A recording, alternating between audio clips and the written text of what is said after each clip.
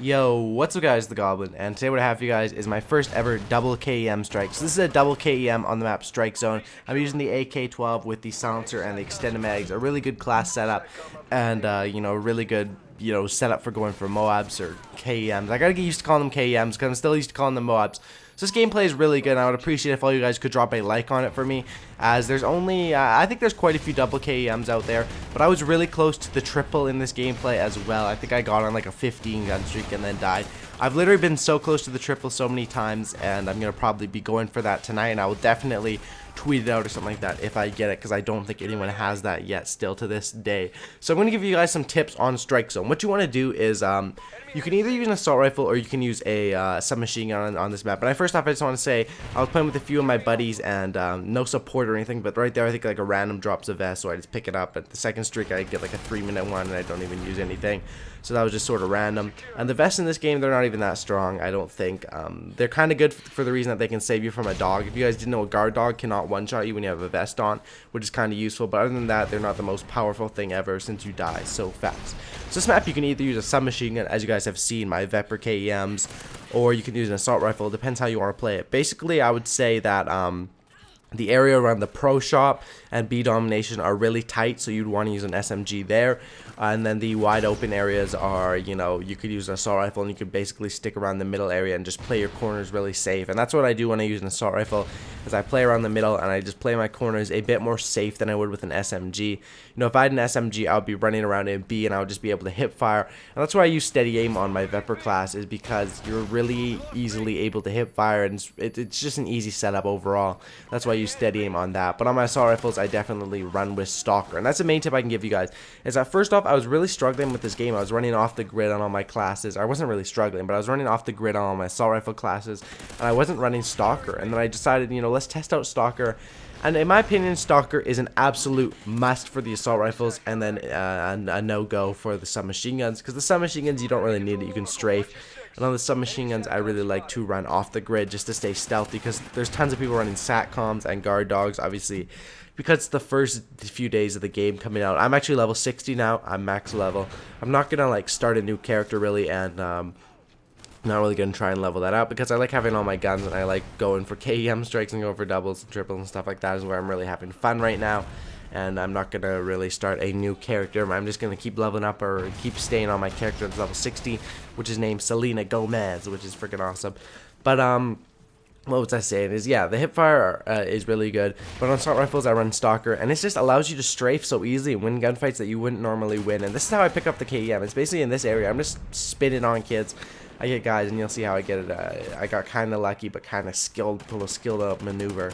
But yeah, definitely try out Stalker if you guys haven't. I'm one that in MW3, I always run Stalker on my assault rifles, and then I have Sirat Pro as one of my unlocks, and that's basically how I do it. This kid gets a hit marker on me with a shotgun. I have no idea how.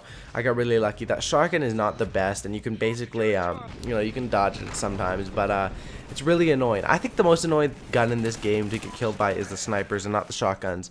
Because the snipers, you can easily sort of quickscope at close range. No scoping is terrible in this game. That's a good thing, is that you don't get randomly no scope.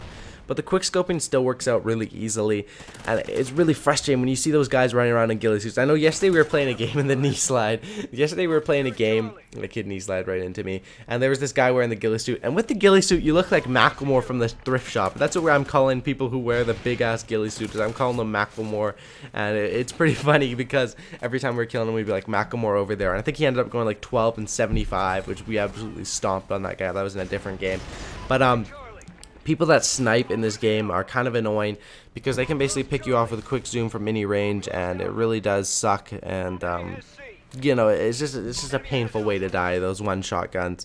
Shotguns aren't that overpowered in this game, so if you can do it well with a shotgun, shout out to you. That's pretty impressive. And I think that the shotguns could use a little buff, and the snipers could use a little patch. But the thing I do like is when you're scoped in with the snipers, everything around goes blurry, so you can't really see, and that's one way they did use it to sort of patch them. And I think that's really good, but I do think sniping in this game, how they would say, like, there's no quickscoping in Call of Duty Ghosts, I think that's complete bullshit or complete baloney, because I've seen tons of people quickscoping. We've played private matches quickscoping, and it works out really well. So here I pick up my specialist bonus, and then I pick it up here, and get my double KEM and call them in. But why the map is actually screwed up here is we actually got KEM'd on by the enemy team. The enemy team got a KEM and I got a double, which is kind of weird. You're like, how the fuck did they get a KEM? They got it from a care package, obviously. On this map, there's lots of, there's a KEM pretty much every game because someone gets one from a care package unless it gets stuck on the roof or someone takes it and decides not to use it. But I think that adding the KEM in the care package, some people think it's complete bullshit and it's just stupid. I really don't care. I see the selling factor that kids who aren't good enough to get a KEM strike, they can get one from a care package and go and brag to their friends at school, like, yo, I just dropped a double KEM on the map Strikezone, even though they're both from care packages and it really takes no skill at all except completing field orders. The field order thing with the briefcase, if you guys don't know how that works, some people don't know. Basically, when you get first blood, the first guy who dies drops a briefcase. You can pick that up and it just goes around the map. So whoever has the briefcase, when they die, they drop it. And it's basically like, don't drop that tantana. Is the briefcase, you know, it's like a hot potato, but you try and hold on to it. And when you get it, you do a little field order and you get a care package, and you can get some good stuff from the care packages. I've got mortar strikes. Mortar strikes is really good. It looks like the logo, the same logo as the KEM strike, but you can only get the you can't get KMs on any other map from the care package except Strikezone. That's something a lot of people don't know, is that this is the only map you can get the KEM from the care package. But I was able to get the mortars from the care package on Warhawk, I think it was, and they went absolutely ham. They got me like 7 kills, which is absolutely insane since there's only like 66.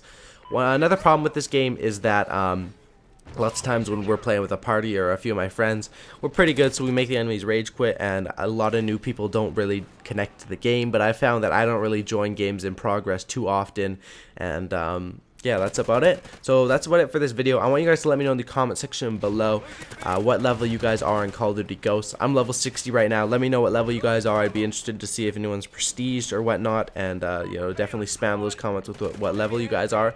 I would definitely appreciate that. And if you guys could leave a like on this video, that would be freaking awesome. I also got, there I pick up the double. My fastest KEM yet is a 2 minutes and 40-second one. I think the world's fastest is like 2 minutes and 10 seconds or something like that. So it's kind of fast, but I believe I could do a lot faster one if I got on Strikezone. I mean, that one was on Prison Break, and a 2 minute and 40-second one on Prison Break is, you know, fairly impressive. But hopefully you guys did enjoy this video. That's what I call my double KEM, and then we do come back to win this game. The enemies do all rage quit. I think my final score is 75-8 or something along the lines of that. But yeah, hopefully you guys did enjoy this video. Pop a like on it and subscribe. And as always, subscribe for a cookie. I'm out. Peace, my homies. 2 piece.